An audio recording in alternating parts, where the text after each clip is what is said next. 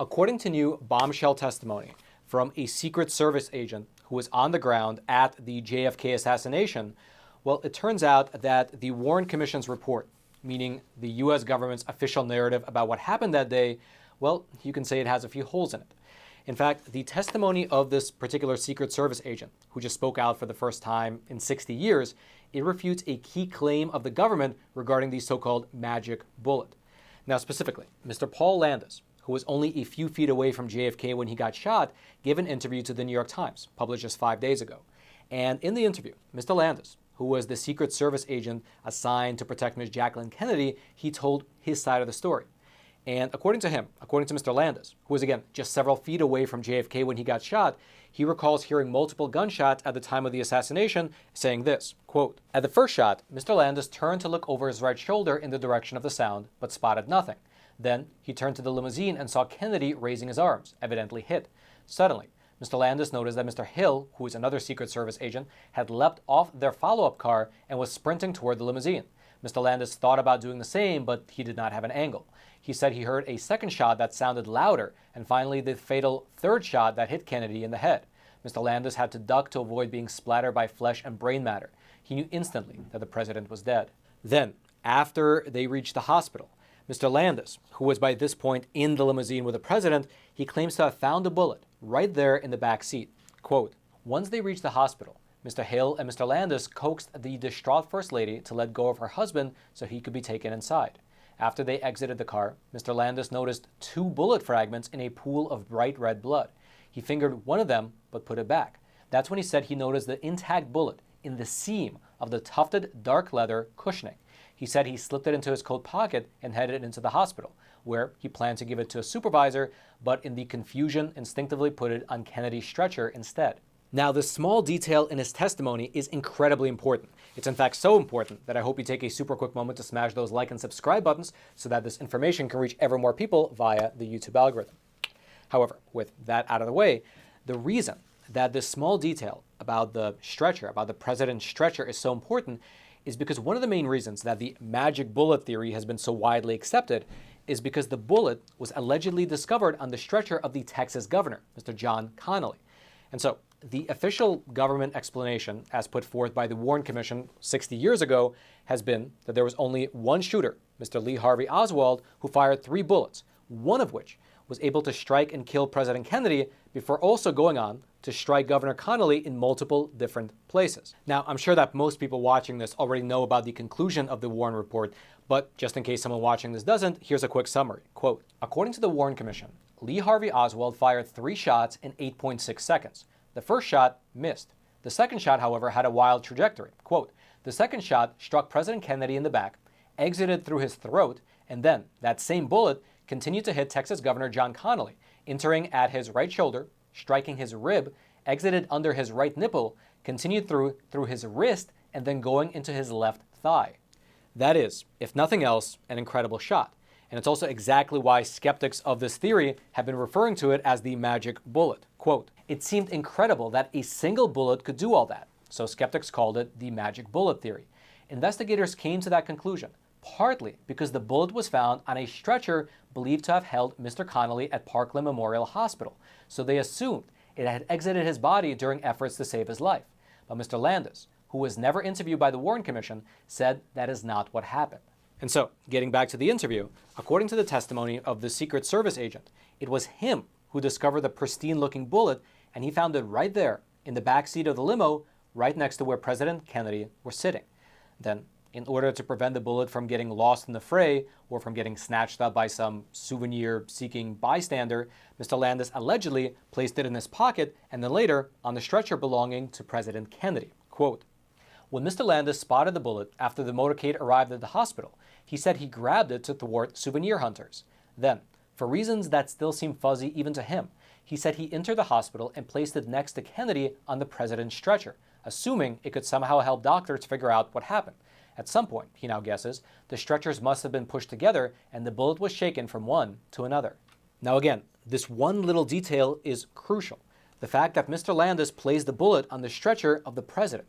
Because again, one of the main selling points of the magic bullet theory has always been the alleged fact that the magic bullet was discovered on the stretcher of Governor Connolly.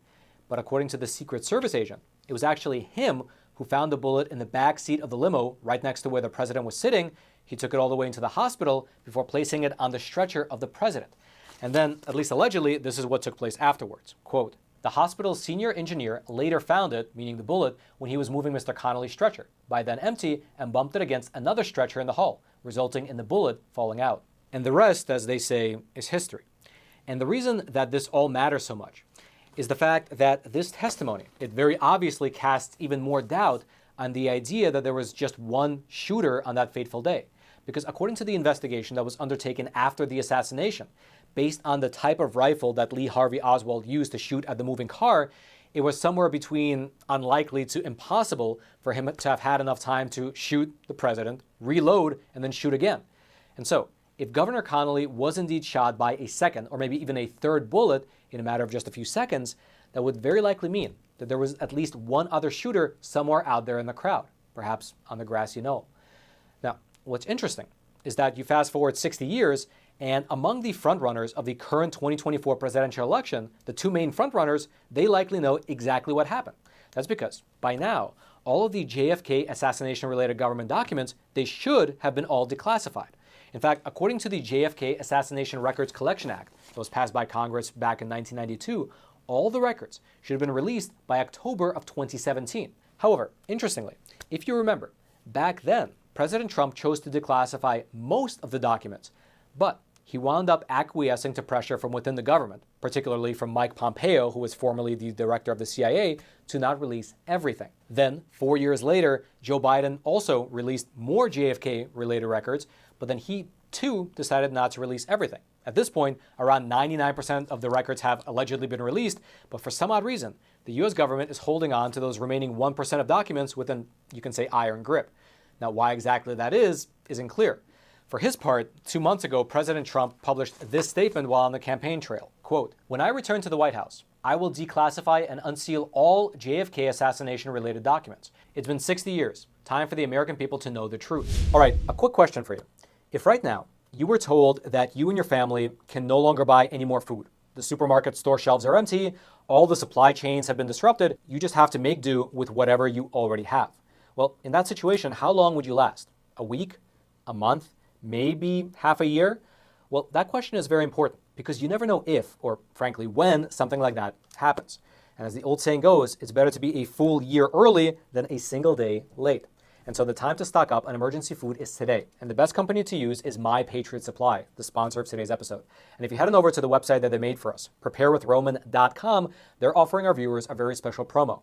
You can save $200 on each 3-month emergency food kit that you buy. And these food kits are awesome. They last for well over 2 decades in your closet, and they can provide you with over 2,000 calories per day right when you need it the most. Their shipping is fast, it's free, and it's discreet. So head on over to preparewithroman.com to make sure that you and your family are ready for whatever might be coming down the pipe. Now, theoretically, he could just tell us what's in those documents. But I guess the strategy is that the American people have to re-elect him and hope that this time he will release the documents. For his part, Joe Biden has yet to make such a campaign promise, although it wouldn't have to be a campaign promise for his part. He could just do it whenever he feels like it. Regardless, in terms of what these documents likely reveal, well, another contender for the 2024 presidential election and a nephew of JFK, Mr. Robert F. Kennedy Jr., he recently spoke on the topic of the assassination, saying this, quote, "There is overwhelming evidence that the CIA was involved in his murder. I think it's beyond a reasonable doubt at this point. The evidence is overwhelming that the CIA was involved in the murder and in the cover-up." And so the mystery remains. Although now we have another data point, which, if you believe his testimony at least, shows that the magic bullet was not discovered in the governor's stretcher, but rather it was discovered in the back seat of the limousine where President Kennedy was sitting and shot. If you'd like to read the full testimony from Mr. Landis, I'll throw a link to it. It'll be right there in the description box below this video for you to check out at your own leisure. And then actually, I'd love to know your thoughts. Do you think that there was just one single lone gunman who was responsible for the assassination? Or do you think that perhaps there were several gunmen? And also, do you believe that the CIA was involved in any way with what happened?